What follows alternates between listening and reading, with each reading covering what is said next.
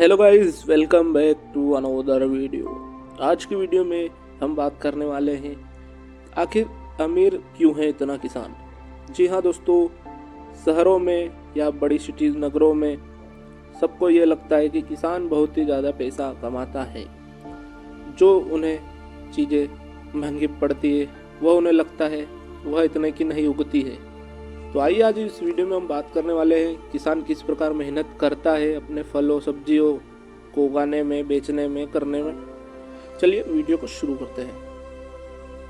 तो सबसे पहले बात करेंगे हम दोस्तों रेट की, मतलब किसान बीज खरीदता है या फिर उसे उगाता है तो उसमें क्या रेट आएगा।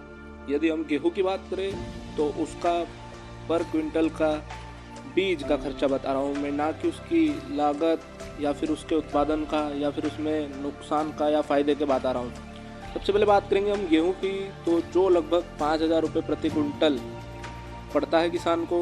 मसूर 8 से 9,000 रुपये, सोयाबीन 5 से 5,500-6,000 रुपये, ग्वार 6,000 रुपये, धान 3,000 से 3,500 रुपये प्रति कुंटल बोने के लिए मिलता है किसान को।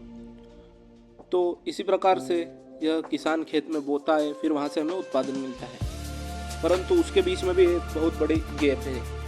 सबसे पहले ट्रांसपोर्ट का खर्चा।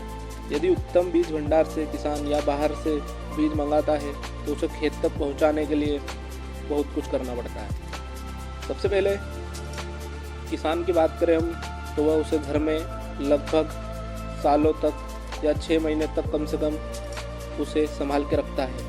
उसमें ना किसी प्रकार का कीड़े लगने चाहिए, ना किसी प्रकार की कोई बीमारी, ताकि वह खेत में सफलतापूर्वक उग सके। बीज के बाद बात आती है खेत की, तो उसे एक बार तो पानी कम से कम लगाना पड़ता है।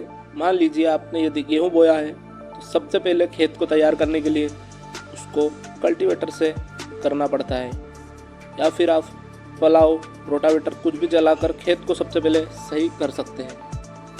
हलाई और जुताई लगभग 2 से 3 दिन उसे धूप में कड़क करने के बाद किसान को उसमें पानी फेरना होता है। इसके बाद लगभग 8 से 10 दिन के बाद उसमें किसान गेहूं की बुआई कर सकते हैं या अन्य फसल की बुआई कर सकते हैं। उसके बाद दोस्तों धीरे धीरे वह किसान की फसल 8 से 10 दिन की होती है। उन्हें बाहर आता हुआ धान, मक्का, ज्वार, सोयाबीन, गेहूँ दिखाई देता है। यदि उसमें कोई प्रकृति की तरफ से कुछ होता है या बीज में कोई खराबी होती है तो उसे वह फिर से लगाना पड़ सकता है। यदि ऐसा न हुआ तो कोई दिक्कत नहीं है। उसके बाद धीरे धीरे फसल जैसे जैसे बढ़ती जाएगी उसमें कीट, बीमारी, मच्छर, मोले आदि प्रकार की चीज़ें आती जाएंगी। धीरे धीरे किसान को उसका सामना भी करना पड़ेगा, उसके लिए भी कीटनाशकों का छिड़काव करना पड़ेगा।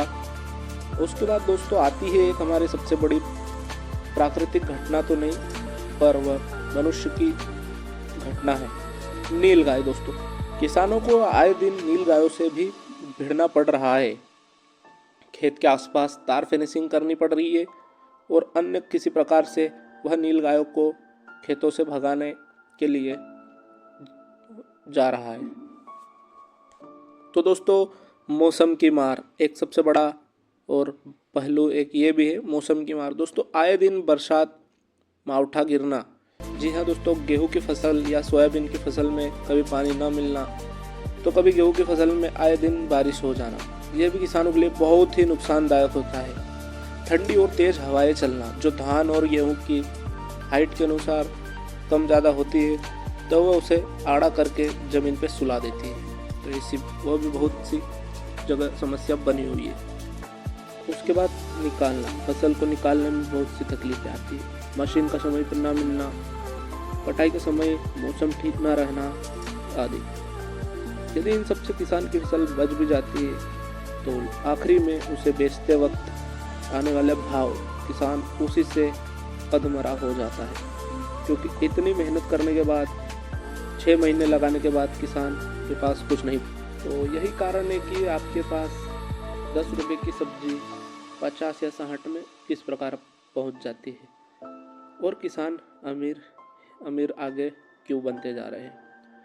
तो मिलते हैं गाइस इसके नेक्स्ट वीडियो में। चैनल पर नए हो तो सब्सक्राइब कर दे, बेल आइकन को प्रेस करना बिल्कुल ना भूले ऐसे इंटरेस्टिंग वीडियो के लिए। जय हिंद, जय भारत, वंदे मातरम।